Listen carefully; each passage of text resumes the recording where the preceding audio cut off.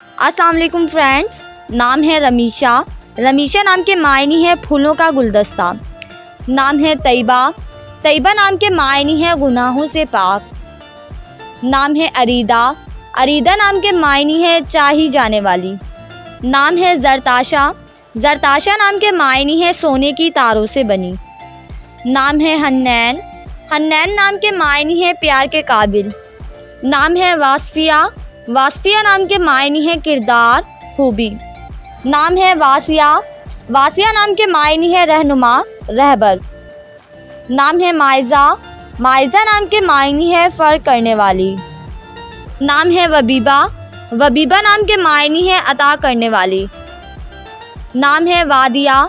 वादिया नाम के मायनी है पुरअमन पुरसकून। नाम है वाफिया। वाफिया नाम के मायनी है हकूक़ पूरी तरह से अदा करने वाली।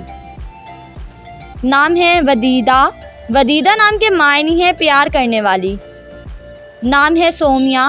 सोमिया नाम के मायनी है गुलाब का फूल। नाम है रमचा। रमचा नाम के मायनी है खुश रहने वाली।